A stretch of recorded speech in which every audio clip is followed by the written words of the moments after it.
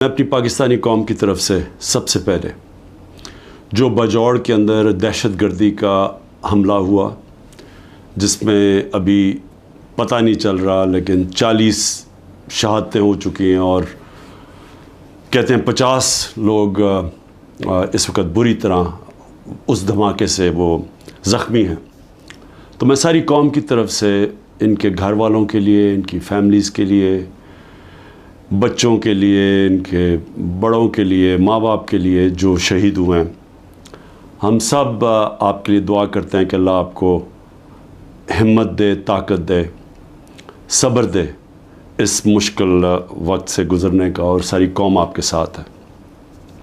اس کے ساتھ میں اپنی گورنمنٹ کو جو پیغام دینا چاہتا ہوں وہ بڑا آسان ہے، سمپل ہے۔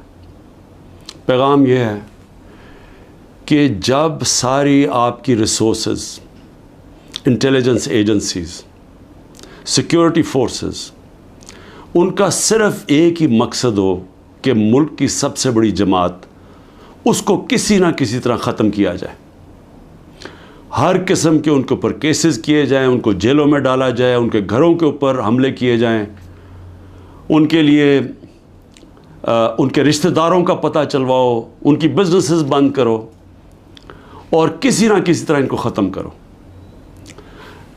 جب ایک حکومت کا ساری توجہ ادھر آ جاتی ہے تو وہ کیسے، جو نظر آ رہا ہے کہ دہشت گردی بڑھتی جا رہی ہے، وہ کیسے اس کا مقابلہ کرے گی؟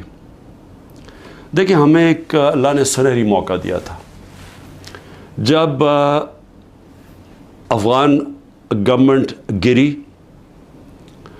اور جو نئی حکومت طالبان کی آئی، تو ہمارے پاس ایک سنہری موقع تھا کہ ہم اس دہشت گردی کے اوپر پوری طرح قابو پا جائیں، کیونکہ ہمارا سب سے بڑا کیا تھا کہ جی غنی حکومت کے دوران 3 ڈفرینٹ دہشت گرد گروپس پاکستان میں واردات کرتے تھے۔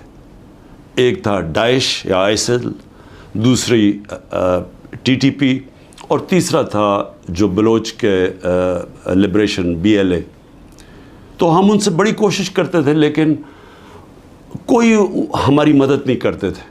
تو طالبان جب گورنمنٹ آئی تو یاد رکھیں کہ پاکستان واحد ملک تھا جن کے سب سے بہترین تعلقات تھے طالبان سے، کیونکہ پاکستان نے دعا کی، ٹاکس کروائیں، امریکنوں کو ان کے ساتھ بٹھایا، تو سب سے قریب تو ہم تھے۔ تو اصولاً تو ہمیں سیدھی طور اس کا فائدہ اٹھانا چاہیے تھا، اور یہ جو ٹرانزیشن تھی جس میں وہ ہماری مدد کرنے کے لیے تیار تھے کہ جو ٹی ٹی پی کو یہاں سیٹل کرنا تھا اس میں ہم پوری طرح توجہ دیتے، ان کا بندوبست کرتے کہ جب وہ یہاں آنا تھا اس مسئلے کو وہاں حل کرتے، اور افغان گورنمنٹ پوری تیار تھی مدد کرنے کے لیے، لیکن توجہ وہاں سے ہٹ گئی۔ گورنمنٹ جیسی ہماری گئی وہاں سے توجہ ہٹ گئی، اور اس کے بعد آہستہ آہستہ ہم دیکھتے آ رہے ہیں کہ یہ دہشت گردی بڑھتی جا رہی ہے۔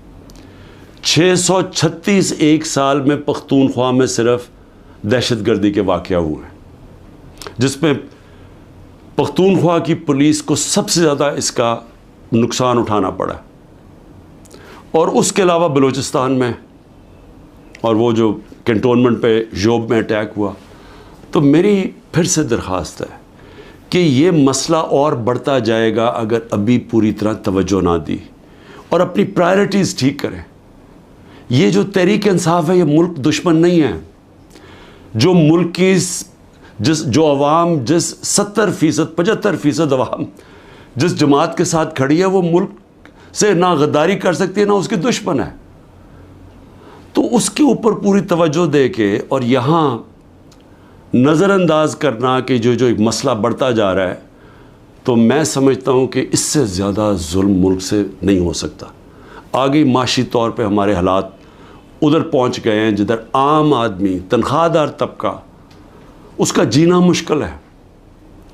بجلی کا بل، جو آج بجلی کا بل دے رہا ہے، وہ سوال تو یہ پوچھے گا نا کہ سال پہلے جب یہ تحریک انصاف کی حکومت تھی تو 16 روپے یونٹ تھا، تو آج 50 روپے یونٹ کیسے پہنچ گیا؟